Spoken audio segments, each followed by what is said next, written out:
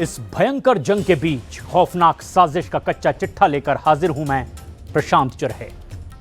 लगता है ईरान में कुछ बहुत बड़ा होने वाला है, क्योंकि कुछ खुफिया रिपोर्ट्स दावा कर रही हैं कि अमेरिका और इजराइल ने मिलकर के ईरान में साइबर हमले शुरू कर दिए हैं और इसी अफरा तफरी के बीच ईरान के सुप्रीम लीडर अली खामनेई पर अमेरिका बड़ा हमला कर सकता है। और खबर तो यह भी है कि खामनेई को 100 मीटर गहरे बंकर में रखा गया है, जिसकी वजह से अमेरिका और इजराइल अब तक हमला नहीं कर पाए हैं।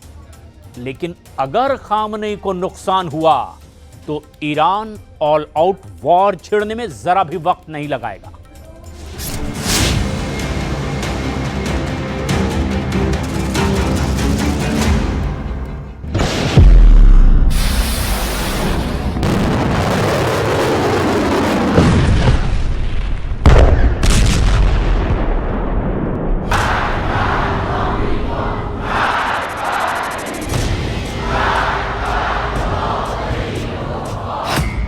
टारगेट पर खामनेई का बंकर, ईरान का ऑल आउट वॉर शुरू।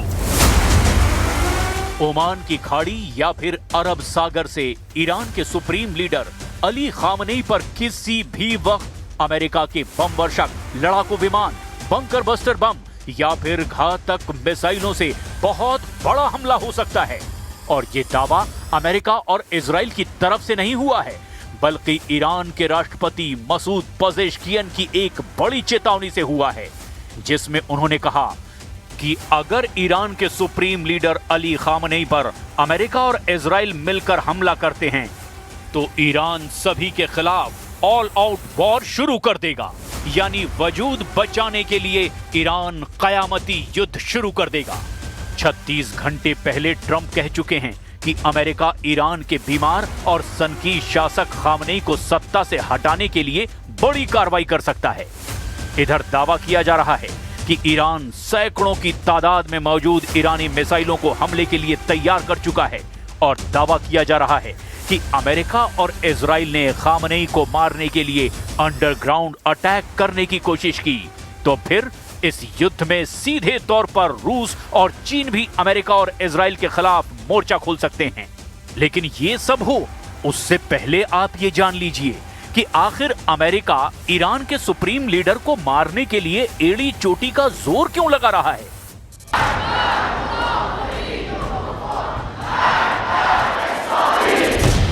अमेरिका ने पार की रेड लाइन, मिसाइल सुनामी को तैयार ईरान।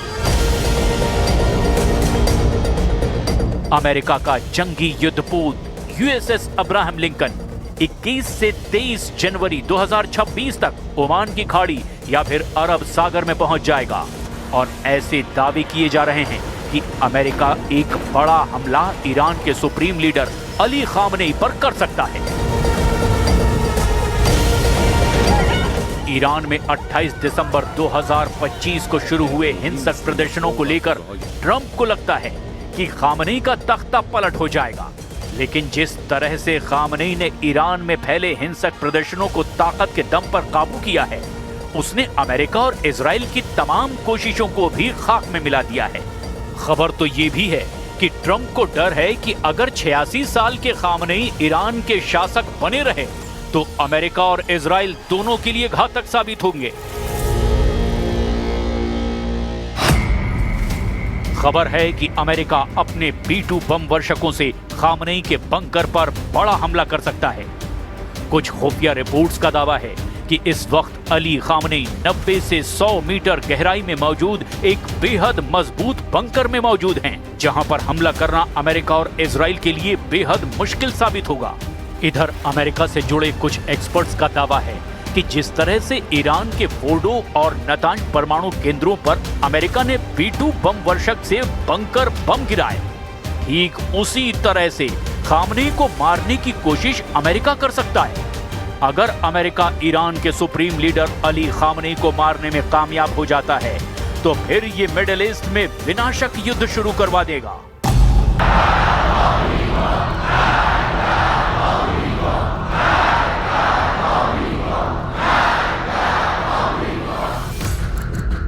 ऑल आउट वॉर को तैयार ईरान। अमेरिका इजराइल पर खामनेई का खौफ।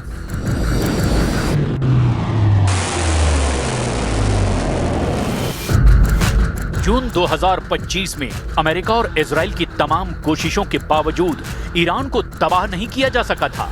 अली खामनेई की वजह से ईरान एकजुट रहा और अब ईरान अमेरिका और इजराइल से ऐसी जंग की तैयारी कर रहा है जिसे ऑल आउट वॉर कहा जा रहा है।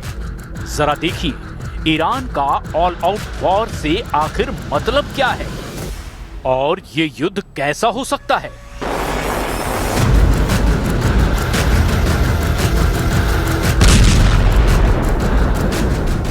ईरान की ओर से ऑल आउट वॉर या पूर्ण पैमाने पर युद्ध की धमकी का मतलब सैन्य और रणनीतिक भाषा में बहुत गंभीर और घातक माना जा रहा है।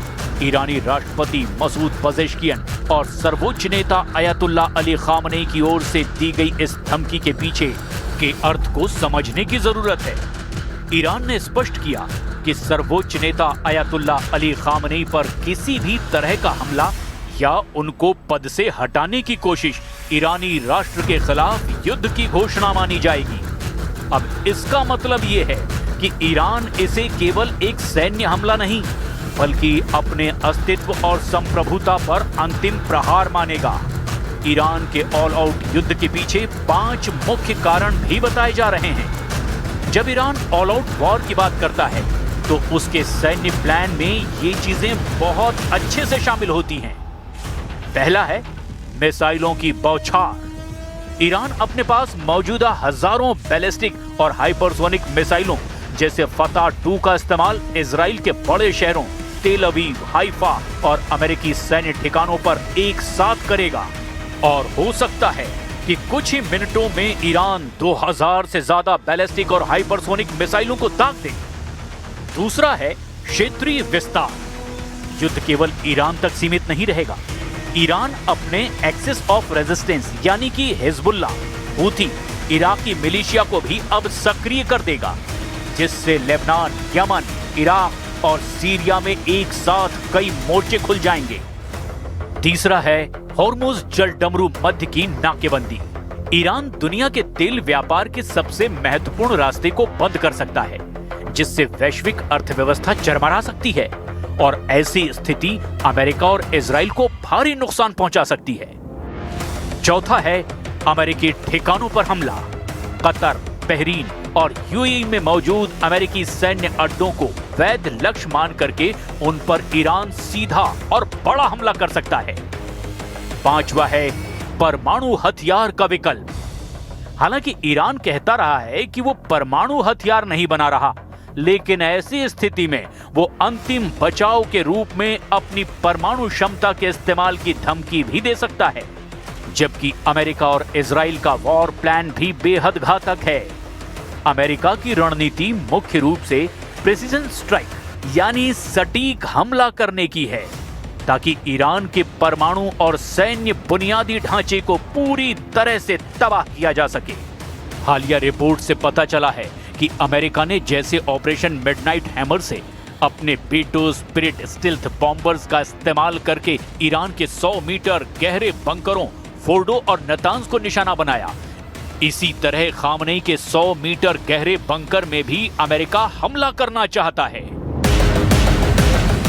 आप ये भी जान लीजिए कि ईरान के राष्ट्रपति ने अमेरिका को ऑल आउट हमले को लेकर क्या लिखा है। ईरानी राष्ट्रपति मसूद पजेश्कियन ने कहा कि अमेरिका अगर सुप्रीम लीडर अयतुल्ला अली खामनेई पर हमला करता है तो इसे ईरान के लोगों के खिलाफ युद्ध का ऐलान माना जाएगा। राष्ट्रपति मसूद पजेश्कियन ने सोशल मीडिया प्लेटफॉर्म एक्स पर एक पोस्ट में कहा कि हमारे देश में सुप्रीम लीडर के खिलाफ कोई भी हमला ईरानी राष्ट्र के खिलाफ पूरी तरह से युद्ध के बराबर होगा। साथ ही उन्होंने आरोप लगाया कि अगर ईरान के लोगों को अपने जीवन में कठिनाइयों और मुश्किलों का सामना करना पड़ता है तो उसका मुख्य कारण अमेरिकी सरकार की ओर से लगाए गए अमानवीय प्रतिबंध और उनके सहयोगियों के द्वारा लंबे वक्त से निभाई जा रही दुश्मनी है। ग्रीनलैंड पर कब्जा कर लेंगे पुतिन, ये दावा ट्रंप बार बार कर रहे हैं, लेकिन ये डर दिखाकर कि क्या ट्रंप वाकई वहां अपनी सेना उतार देंगे? इस सवाल के जवाब में पूरा का पूरा यूरोप अब भी अमेरिका से लड़ने के लिए तैयार है। 22 जनवरी को बेल्जियम में यूरोप की एक बैठक होने जा रही है और इस बैठक को लेकर के जर्मनी और फ्रांस अपनी अब आस्तीन चढ़ा चुके हैं।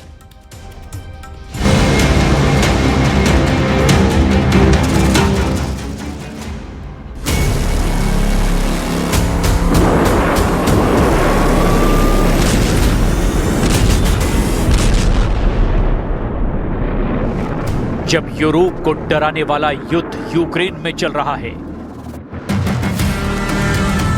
तब स्पेन से आई एक खबर ने पूरे नेटो को डरा दिया। ये वीडियो देखकर लगता है जैसे एक बड़ा मिसाइल अटैक हुआ है।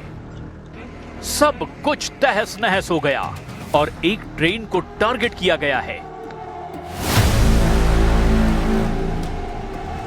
लेकिन यह स्पेन की वो ट्रेन है जो पटरी से उतर गई। करीब 40 लोगों की मौत हुई है, 100 से ज्यादा जख्मी हुए हैं। हादसे के वक्त इस ट्रेन में करीब 400 लोग सवार थे।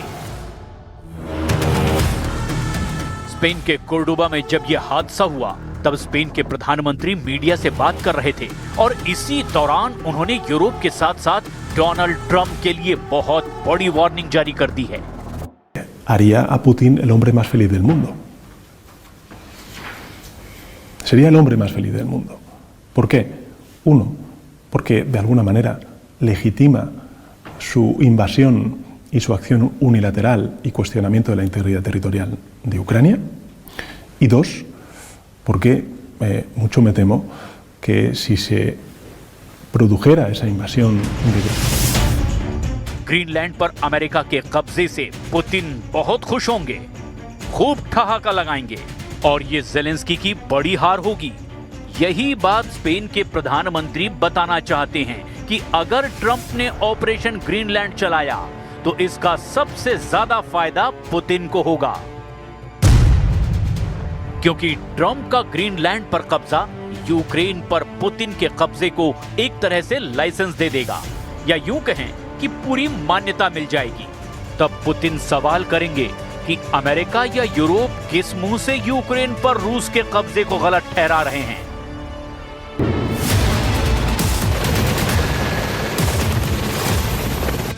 हालांकि इस वक्त का बड़ा सच ये है कि ट्रंप अपने प्रोजेक्ट पर अड़े हुए हैं और वो ग्रीनलैंड की जमीन पर कब्जा करने के लिए युद्ध से भी पीछे नहीं हटेंगे, चाहे इसके लिए कितनी भी बड़ी कीमत उन्हें क्यों न चुकानी पड़े। ऐसा इरादा ट्रंप ने जाहिर कर दिया है। लेकिन ट्रंप को टक्कर देने के लिए यूरोप के 3 देशों के लीडर अब खड़े हो गए हैं। पहला नाम है इमैनुअल मैक्रोन, दूसरा नाम है फ्रेडरिक मर्ज, जर्मनी के चांसलर, और तीसरा नाम है केर स्टारमर, ब्रिटेन के प्रधानमंत्री। तीनों ने ग्रीनलैंड पर ट्रंप की नीयत खराब होते देखकर अमेरिका के खिलाफ बहुत बड़ा मोर्चा खोल दिया है।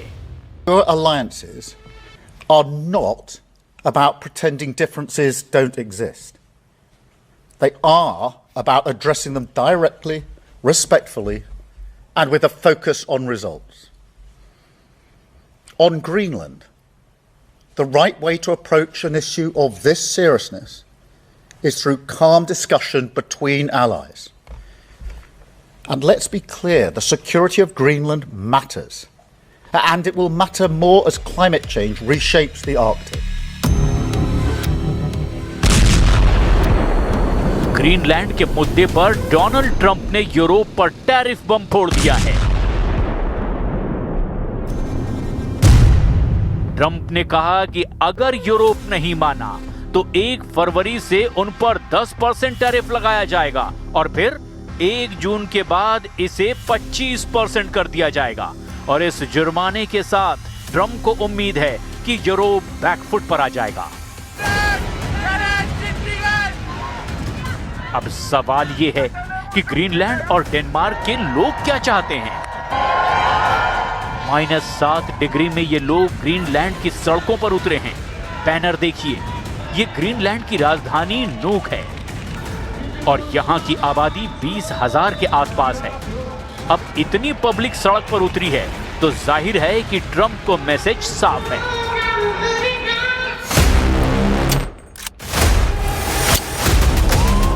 ये बैनर और पोस्टर देखिए, मेक अमेरिका गो अवे। यहां से अमेरिका को खदेड़ने की मांग शुरू हो गई है। तो क्या ट्रंप एक और मागा कैंप बनवाएंगे और उसे ग्रीनलैंड में बंटवाएंगे? ये वो जगह है जहां डेनमार्क की हुकूमत चलती है। ग्रीनलैंड सी का हिस्सा है और डेनमार्क नेटो का हिस्सा भी है। अब ऐसे पब्लिक सपोर्ट ने डेनमार्क के हौसले बुलंद कर दिए हैं। Part about Trump just wanting to take over Greenland is absurd. And I think he's the archetype of greed, and we need to push back and let him know that this is not for him. Iraq से लेकर Libya और Syria से लेकर Iran तक लोकतंत्र का झंडा बुलंद करने वाला अमेरिका क्या ये तस्वीरें देख रहा है? क्या ट्रंप का तख्ता पलट वाला ऑपरेशन ग्रीनलैंड पर भी चलेगा?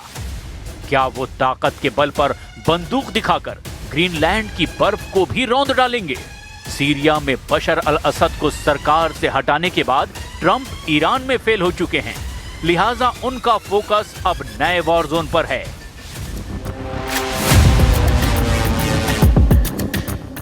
हालांकि ग्रीनलैंड का पब्लिक मूड देखकर डेनमार्क भी अटल है। डेनमार्क के पीएम का बयान आ चुका है कि ट्रंप का ऑपरेशन ग्रीनलैंड नेटो को तोड़ेगा और इसीलिए अब यूरोप की आर्मी आर पार के मूड में नजर आ रही है। ग्रीनलैंड में अमेरिका को छोड़कर नेटो देश युद्धाभ्यास कर रहे हैं, जिसका नाम है आर्कटिक एंड्योरेंस। साथ में ट्रंप की टैरिफ वाली धमकी को भी यूरोप ने खारिज कर दिया है। Begegnungen darüber zu sprechen. Ich werde versuchen, auch am Mittwoch Präsident Trump noch einmal zu treffen. Ich habe am Donnerstag mit ihm länger telefoniert. Wir wollen einfach versuchen, dieses Problem gemeinsam zu lösen. Und Europe ने कहा है कि अगर Trump ने tariff लगाया तो Europe भी इसका जवाब काउंटर टैरिफ से देगा। यूरोप बता रहा है कि डोनाल्ड ट्रंप का ग्रीनलैंड वाला ब्लैकमेल उस पर बिल्कुल नहीं चलेगा। फ्रांस, ब्रिटेन और जर्मनी दावा कर रहे हैं कि ग्रीनलैंड पर अमेरिका के सामने यूरोप बिल्कुल नहीं झुकेगा।